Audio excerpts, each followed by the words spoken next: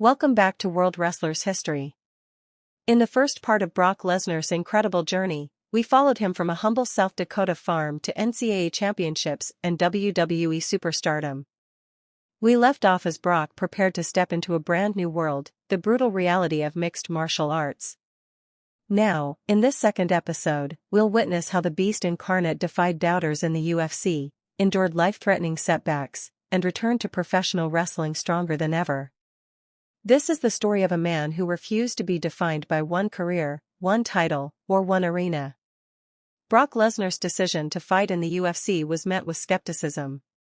Critics labeled him a pro wrestler looking for publicity, predicting he would be exposed the moment he faced real fighters. But Brock was no stranger to pressure. He joined the Minnesota Martial Arts Academy, training under coach Greg Nelson, and sharpened his striking, submissions, and conditioning with world-class fighters. His size and wrestling background already made him a dangerous heavyweight, but Brock knew raw power wasn't enough. He drilled relentlessly to prepare for every possible scenario inside the Octagon. His MMA debut came in June 2007 against Min Soo Kim in Los Angeles. Lesnar wasted no time showcasing his ferocity, taking Kim down and finishing the fight in just over a minute. The quick victory silenced some critics but also raised questions. Could he handle a legitimate UFC veteran? UFC President Dana White saw box office potential and signed Brock to face former heavyweight champion Frank Mir at UFC 81 in February 2008. This was no warm-up. Mir was an elite submission artist with years of experience. The fight began with Lesnar charging like a freight train, slamming Mir to the mat and raining down punches. The crowd roared as Brock's sheer power dominated the early moments. But inexperience cost him. While pounding away, he left an arm exposed, and Mir, a master of Brazilian Jiu-Jitsu, locked in a knee bar. Brock tapped out, suffering his first professional loss. Critics celebrated, claiming the hype was over. But Brock saw only opportunity. He had tasted defeat and discovered the holes in his game. Rather than retreat, he doubled down on training. Lesnar returned to the cage determined to prove he belonged. In August 2008, he faced the hard-hitting Heath Herring. This time Brock combined his wrestling with improved control, taking Herring down repeatedly and dominating all 3 rounds. He didn't just win, he announced to the world that his wrestling pedigree, freakish strength, and growing skill set made him a real contender. The victory earned Brock a shocking title shot against UFC heavyweight champion Randy Couture in November 2008. Couture, a respected veteran and Hall of Famer, was favored for his experience and tactical brilliance. But Lesnar's size advantage was overwhelming. Early in the second round, a thunderous right hand from Brock dropped Couture. Moments later, a barrage of punches forced the referee to stop the fight. In only his 4th professional bout, Brock Lesnar was the UFC heavyweight champion. The win sent shockwaves through the MMA world. Many fighters spend a lifetime chasing a title. Brock had done it in less than a year. Yet even as he celebrated, new challenges loomed. His first defense came in a rematch against Frank Mir at UFC 100, one of the most anticipated fights in UFC history. Brock entered the Octagon with a burning desire for redemption. From the opening bell, he overwhelmed Mir with takedowns and vicious ground and pound. By the second round, the referee stepped in, awarding Lesnar a dominant TKO victory. The Beast had avenged his only loss and silenced critics who doubted his legitimacy. But life outside the cage brought a far more dangerous opponent. In late 2009, Brock fell violently ill.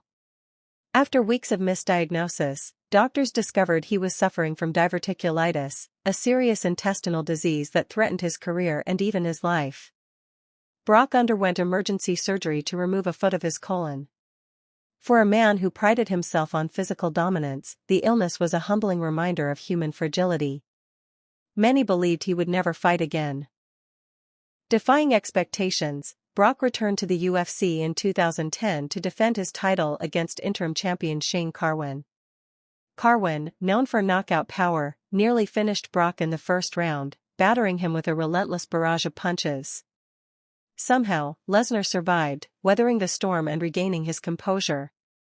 In the second round, he secured a takedown and locked in an arm triangle choke, forcing Carwin to submit. The comeback victory was one of the most dramatic in UFC history, proving Brock's resilience matched his physical gifts. However, the illness returned. Brock's next fight against Cain Velasquez ended in a devastating TKO loss, and a subsequent bout with Alistair Overeem resulted in another defeat. Doctors urged him to prioritize his health. In December 2011, after just 8 professional fights, Brock announced his retirement from MMA. The Octagon chapter closed, but the beast was far from finished. Even as he stepped away from fighting, the world of professional wrestling called again. WWE fans had never stopped chanting his name.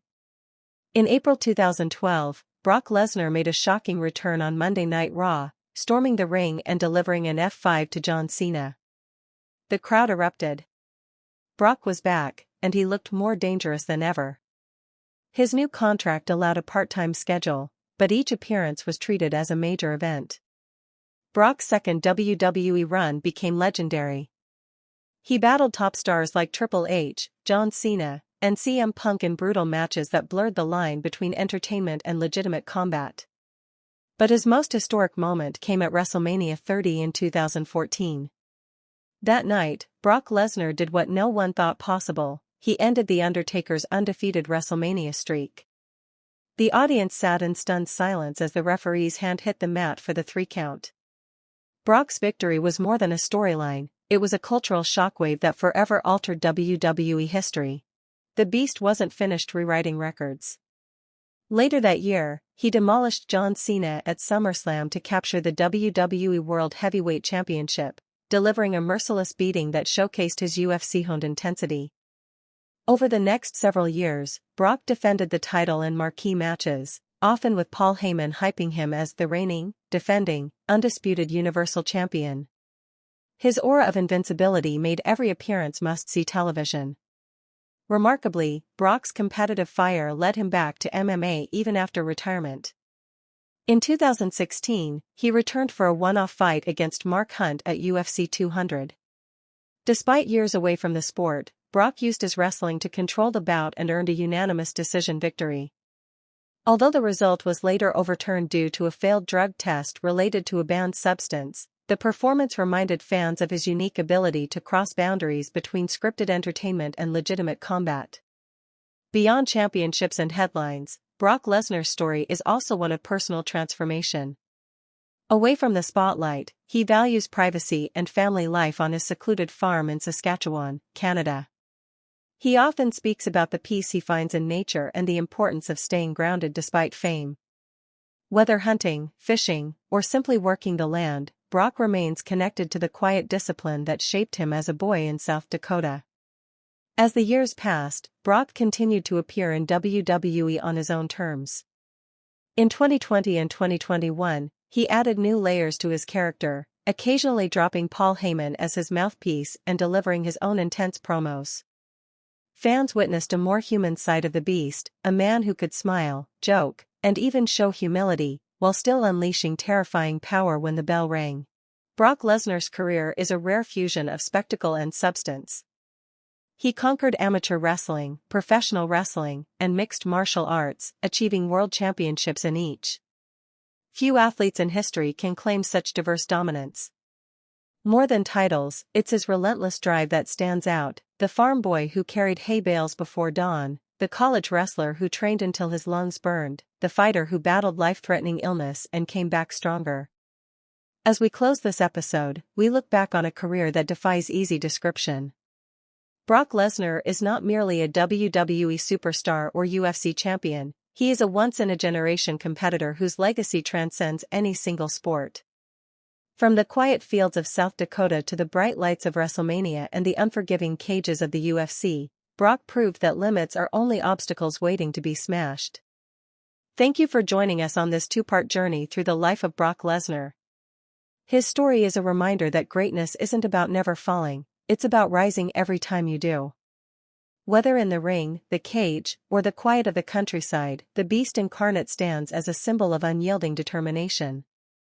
Stay tuned to World Wrestlers History for more epic tales of the athletes who shaped the world of wrestling.